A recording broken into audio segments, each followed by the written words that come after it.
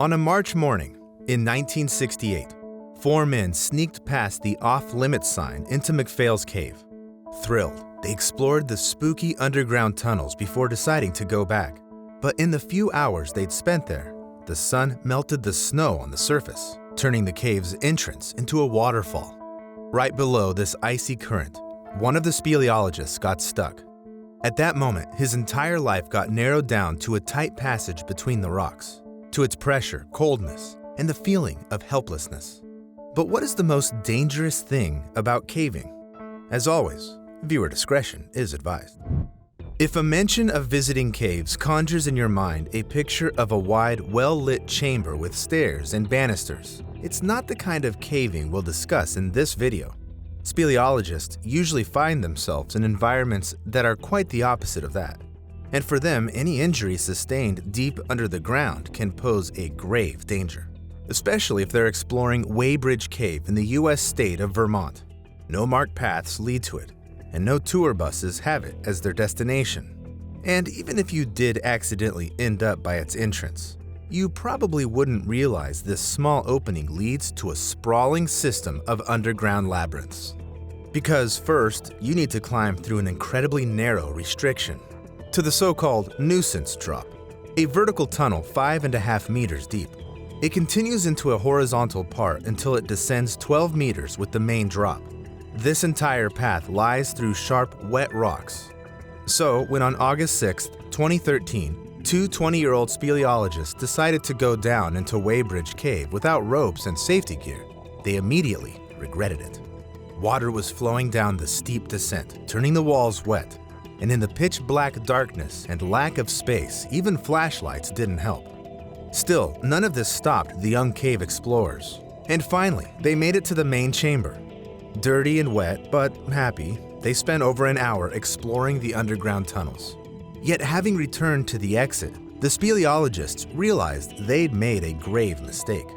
Now, they'd have to climb up the main descent without ropes. One of them confidently conquered the first 4.5 meters of the vertical wall, but suddenly slipped and fell. He tried to land on his feet, but this only caused him to break his ankle and fall with all his weight onto his tailbone. His companion immediately realized they would need help, yet the situation turned out to be much direr.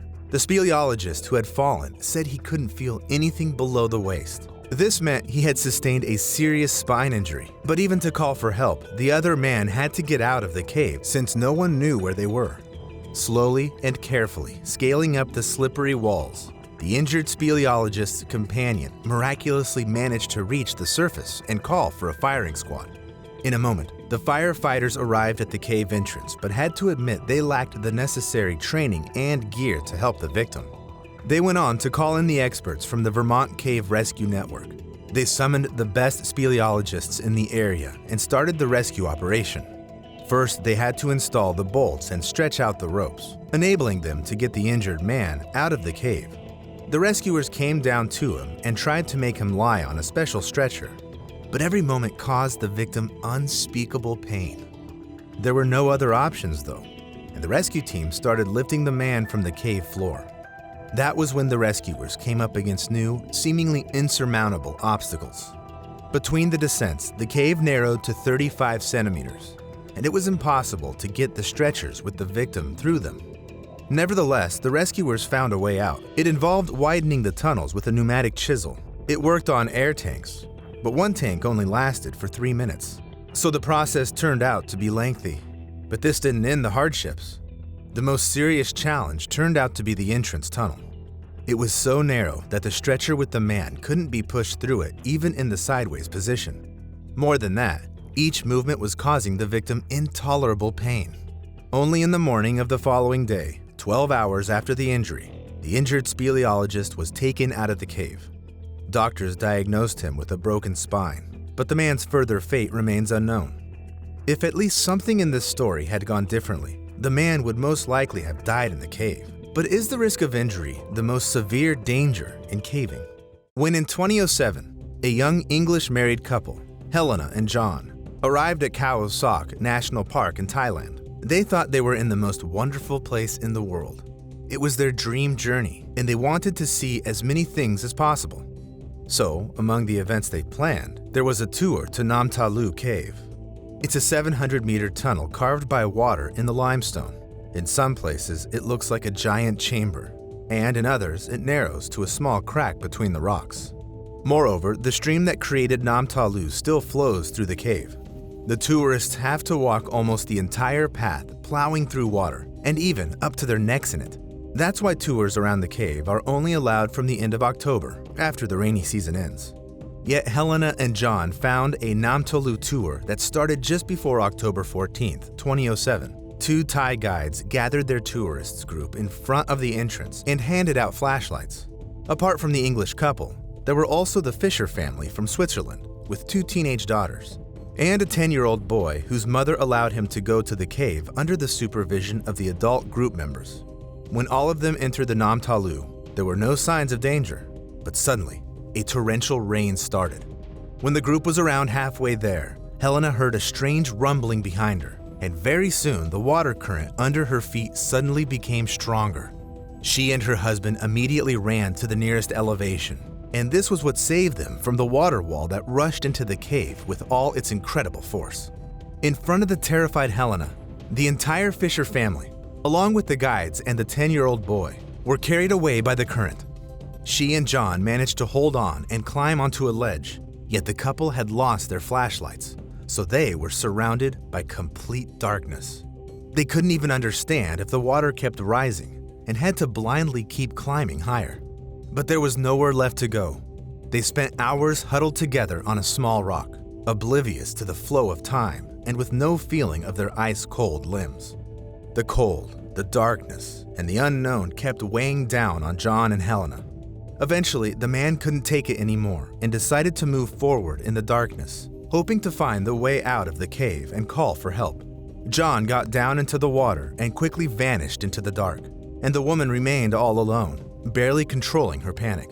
Meanwhile, it took the people on the surface a few hours to realize the group hadn't returned from Nam Ta-Lu, after which they sent rescuers to the cave. Yet the first thing the rescue team saw was a fully inundated cave that was impossible to enter.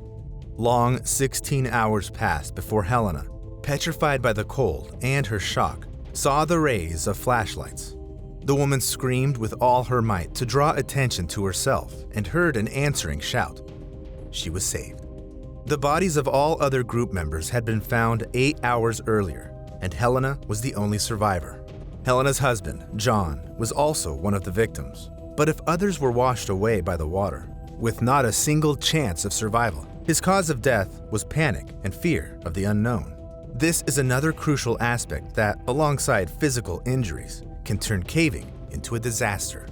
Yet there's also another thing, the element that links these tragedies with others. Its name is carelessness. The 2 Vermont speleologists neglected their safety gear, as well as the guides and tourists in Thailand went to the cave before the designated time. A similar fate befell a group from St. Joseph's Home for Boys back in 1993. It was a center for troubled teens not far from St. Louis in the U.S. 13-year-old Gary Marr lived there. That year, the area was ravaged by a record-breaking flood, forcing him and other inhabitants to stay inside. So when the rain finally stopped, the leaders decided to take the kids on a trip to Cliff Cave Park. There's an underground cave system on the premises, stretching to almost 1 kilometer, 600 meters. Gary's group wasn't the first to arrive in the park, and the weather had stayed nice for a few days before. Yet Cliff Cave turned out to be moist, and a little stream was flowing through the tunnels. Nevertheless, 16 people, 4 teachers and 12 boys, aged 7 to 14, kept enthusiastically exploring the underground tunnels. Suddenly, a teacher named Darnell Redman, who was an experienced speleologist, offered the older kids to descend deeper. 5 guys, one of whom was Gary, and another teacher, Jennifer Method, supported the man's suggestion and headed for the dark, narrow passage. The teenagers were astounded by this adventure, but felt totally safe, accompanied by 2 adults. So, no one paid attention when the water in the little stream under their feet started rising. As it turned out, an unexpected rainstorm started during their descent into the depths. Only when the water in the stream reached their ankles did the tourists understand that they needed to go back. But the water currents suddenly came bursting from the walls and the ceiling. The children screamed and rushed toward the exit, but at that very moment, a 1.5-meter tall wave caught up with them and swept them off their feet. Merciless, the water threw them onto the sharp rocks and slammed their bodies against the stones. In the end, Gary managed to cling onto a fissure and raise his head above the water. He clung onto the rock with all of his remaining strength and heard the screams of his friends grow more and more distant until they were completely gone. Gary spent a few hours like this, silently panicking, hearing only the beat of his own heart in the pitch-black darkness. Later, the water level dropped a bit, leaving the boy just enough space to breathe. Yet something horrible happened. Suddenly, something lapped at Gary, and he realized that it was a dead human body. Meanwhile, the part of the group that remained on the surface understood that the rest of the team needed urgent help right after it started raining. They called the rescuers, who arrived in less than half an hour, but they couldn't enter the cave as it was completely flooded. Furthermore, people soon noticed an object near the cave entrance and were horrified because it was a human corpse. The rescuers searched the surroundings and found 2 more dead victims in the debris and the trash. Only a few hours later did the water level drop for the rescue squad to enter the cave. Still, some tunnels were out of reach, and moving in the freezing water was complicated and dangerous. After walking for only 305 meters, the rescuers found the 4th body. The parents of dead and missing kids came to the cave. Some of them had to recognize the bodies, and the others hoped their kids had miraculously survived. Yet no other bodies were found before nightfall, and the search had to be suspended. Returning to Cliff Cave in the morning, the rescue teams weren't sure the rest of the missing people were still in the cave, so a helicopter searched even the neighboring river tributaries. Suddenly, a whole day after the disastrous rainstorm began, the rescuers heard a voice. That's how they found a small chamber where Gary Marr was sitting on a tiny ledge. He said that he'd heard the rescue team's voices and saw their flashlights the day before, but he couldn't catch their attention due to the water noises, so he thought he'd never be found. Later, the boy found he was the only survivor of this disaster. Yet he had no idea that he was also on the verge of death, since at any moment, Gary could have fallen into the freezing water, developing hypothermia and surely dying long before the rescuers' arrival. So, can the cold temperatures be the most serious danger in caving? The answer to this question was found by 4 friends who, in the morning of March 16, 1968, decided to go down to McPhail's Cave in the state of New York. On the surface, it was only a small opening among the rocks that a human could barely squeeze through. Yet it opens into a wide hole with a depth of 13.7 meters, the bottom of which narrows into a restriction that's just 60 centimeters wide. Then, like an hourglass, it widens again into a vertical tunnel that stretches a little over 12 meters down. From there, a visitor gains access to a cave complex with a total length of over 10.5 kilometers. McPhail's Cave has yet another distinct feature. During rainfall or snowmelt, the tunnel entrance becomes a waterfall. But on a spring day, when 4 young speleologists went down to the cave, only a little stream was flowing there, which wasn't a problem. The men spent a few hours exploring the underground passages, became tired, and decided to return. But when they reached the exit, it turned out that the spring warmth had melted a lot of snow and ice while they'd been in the cave. All that water ran to the cave, turning its entrance into a mighty waterfall. Yet the speleologists had no choice. They had to get to the surface somehow, even if only to call for help. But the water current made the task incredibly difficult. The rocks got even more slippery, and the ice-cold water was freezing the speleologists. Still, Ronald dared to go first, and after lengthy efforts, he managed to get out of the cave. But the rest of his friends were still under the ground. So the man ran to the nearest farm and called a rescue team. The local firefighters arrived at around 3:30 p.m. By that time, the speleologist had spent over 5 hours in the flooded cave. Although Andrew and Michael managed to climb up to the upper chamber, Gerald was still at the very bottom. That's why, first, the firefighters rescued the 2 men stuck nearer to the entrance, whereas Gerald was in a lot of trouble. The man was standing in the current of ice-cold water, not hearing the voices of the rescuers due to the noise. And the rescuers, after lowering a rope into the cave, couldn't even see if Gerald had attached himself to it or not. Because the passage between the upper and lower chambers was too narrow, the firefighters physically couldn't push through it to reach the trapped speleologist. His rescued companions were suffering from hypothermia and couldn't go into the cave again. The rescuers had no choice but to start pulling at the rope, hoping that Gerald had tied it around himself. Very soon, the rope tightened and stopped moving altogether. This could only mean one thing. There was a person at the other end, and they were stuck. Through the dense water streams, the firefighter managed to make out Gerald's figure. His helmet was tilted, and the freezing water was pouring right down his face. The men could now hear each other, but the trapped cave explorer was growing weaker every second from the unbearable cold.